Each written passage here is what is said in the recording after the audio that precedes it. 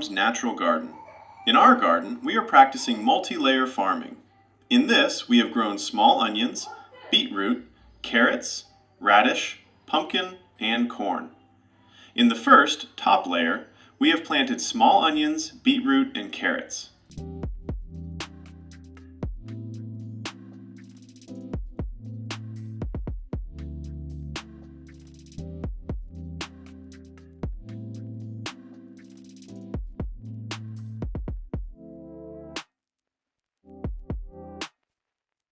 You can clearly see that these crops have grown well.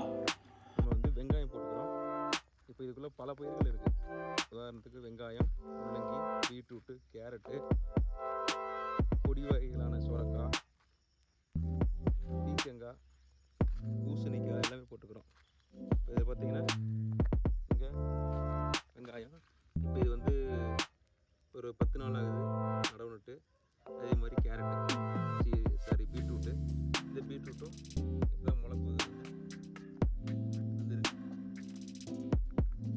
இப்போ நான் இதில் வந்து கொஞ்சம் வயலுக்கு வந்து வெங்காயமும் கொஞ்சம் வயலுக்கு வந்து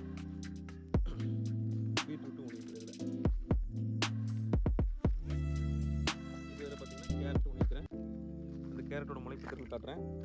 இது கேரட் வருமானு தெரியாது, ஆனால் ஒரு இந்த கிளைமேட் நம்பிக்கை இதை வச்சு இதில் ஊனியிருக்கிறேன். இப்போ இதில் பீட்ரூட்டும் கேரட்டும் மாறி மாறி இருக்குது. ஒரு பாத்தி பீட்ரூட்டு, ஒரு பாத்தி கேரட்டு, இது வந்து மாறி மாறி இருக்குது.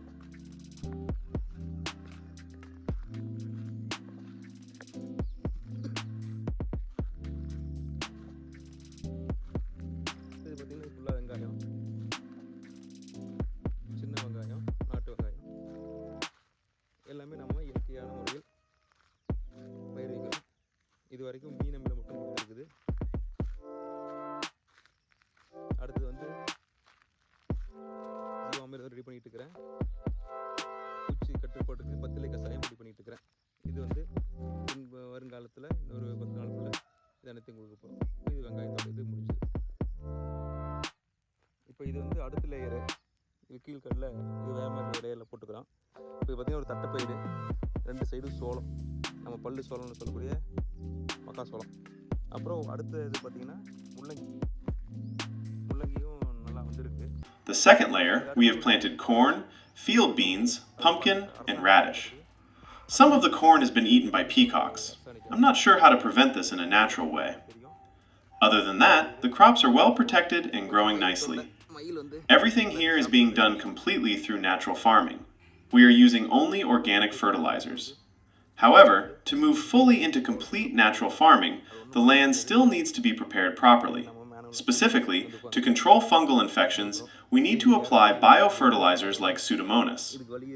In the next video, after about 20 days, I will show you how the crops have grown and what practices we have followed.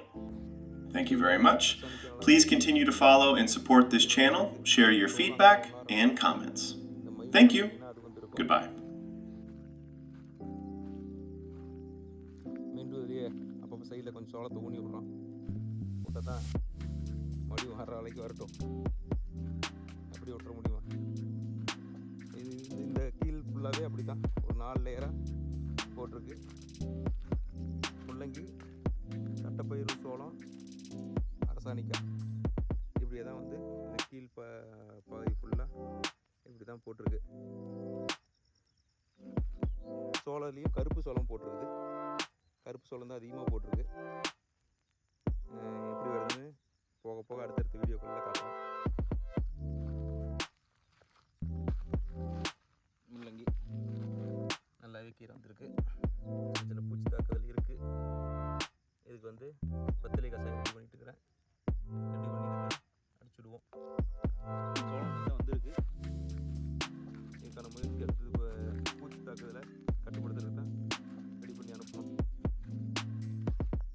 ப்ரேயரில் கொடுக்கணும். தொடி எதிர்பார்த்த மாதிரி வந்திருக்கு.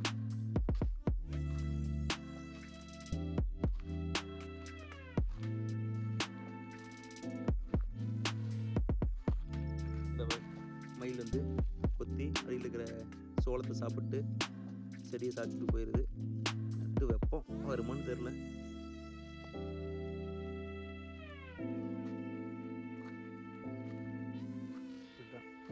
சோளம் போயிருச்சு காஞ்சே போச்சு கத்து இதில்.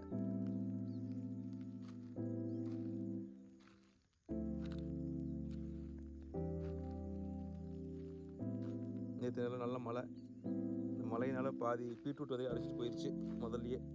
பீட்ரூட் ஊன்னு நினைக்குமே நல்ல மழை. பாருங்கள் இங்கே பார்த்தீங்கன்னா முள்ளங்கியோட விதைகள்லாம் பாருங்கள் அங்கே போய் குழியில் முளைச்சிருக்கு. தென்னங்கனுக்காக எடுத்த குழியில் முள்ளங்கி விதை முளைச்சிருக்கு. இப்படி தான் இருக்குது. இங்கே எல்லாமே முள்ளங்கி நல்ல ஒரு செழிப்பாக வந்துருக்கு.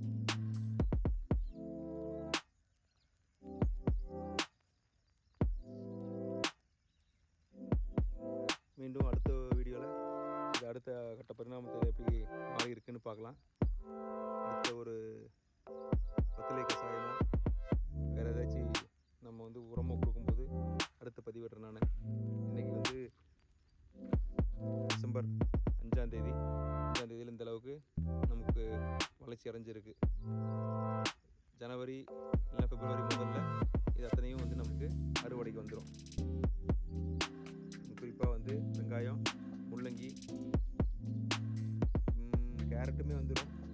இதெல்லாம் வந்து அறுவடைக்கு வந்துடும்.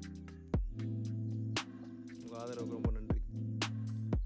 Subscribe to our channel and join us on this beautiful organic land journey. Thank you.